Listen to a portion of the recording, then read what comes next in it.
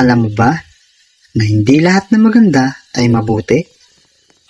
At minsan, ang taong pinagkakatiwalaan mo, siya pa ang magpapabagsak sa iyo. Ito ang kwento ni Prinsipe Malakas at ni Prinsesa Maganda. Oh my God! Isang alamat na hindi mo nakakalimutan. Noong unang panahon, may isang kaharian na tila perpekto. Masaya ang mga tao, sagana ang ani, at mapayapa ang lahat. Pero may lihim. Sa pinaka-ilalim ng palasyo, may nakatagong kuweba na ipinagbabawal puntahan. Sinasabi ng matatanda, doon isinilang ang tunay na kapalaran ng kaharian. At doon din ito magwawakas.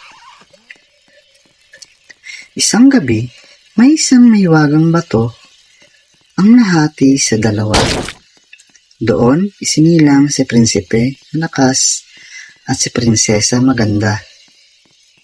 Ngunit hindi alam ng lahat, ang bato ay hindi galing sa langit. Ito ay galing sa kadiliman.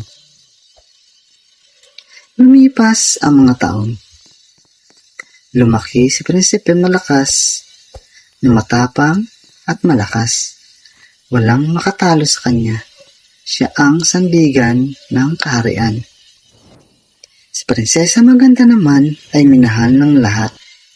Ang kanyang presensya ay parang liwanag na kapagpapagaan ng loob, nakapagpapagaling ng sugat ng puso.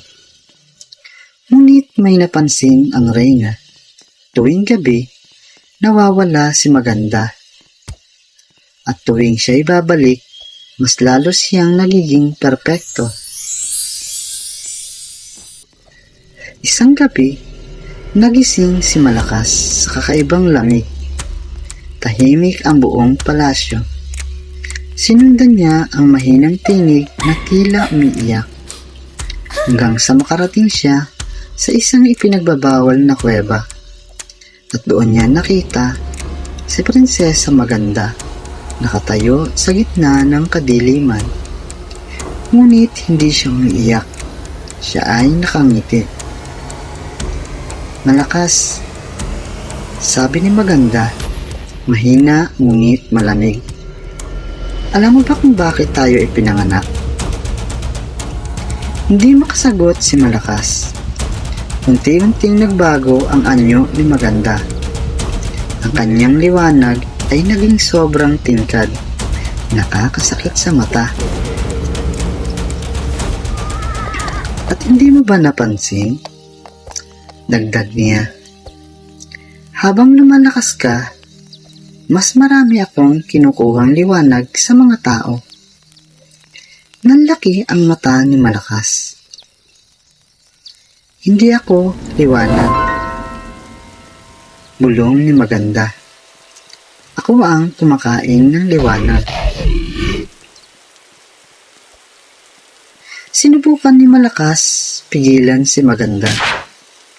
Ngunit sa bawat atake niya, lalo lang lumalakas si Maganda.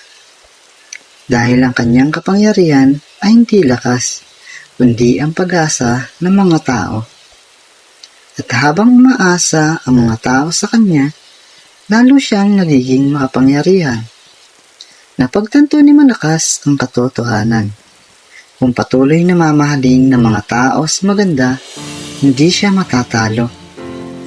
Kaya ginawa niya ang isang bagay na hindi niya akalaing gagawin niya. Lumabas siya sa kaharian at sinira ang kanyang sariling imahe. Pinakita niya sa mga tao ang tunay na anyo ni Maganda. Unti-unting nawala ang tiwala ng mga tao. Nawala ang pag-asa. At kasabay nito, humina si Maganda. Sa huling sandali, lumapit si Malakas kay Maganda. Mahina na siya. Bakit? Tanong ni Maganda. Sumagot si Malakas. Dahil hindi lahat na maganda ay mabuti. At doon, tinapos niya ang laban. nawala si Prinsesa Maganda. Ngunit kasama nito, nawala rin ang liwanag ng kaharian. Naging tahimik, naging malamig, naging totoo. At si Prinsipe Malakas, nanatili siyang bayani sa mata ng iba. Pero sa puso niya, alam niyang hindi siya nanalo. Minsan, ang mga bagay na pinakamaganda at pinakagusto natin, sila pa ang unti-unting sumisira sa atin. At minsan, ang pagiging malakas ay hindi tungkol sa paglaban, kundi sa paggawa ng tamang desisyon, kahit ikaw ang masaktan. Kung nagustuhan mo ang kwentong ito, huwag kalimutang mag-subscribe sa ating channel.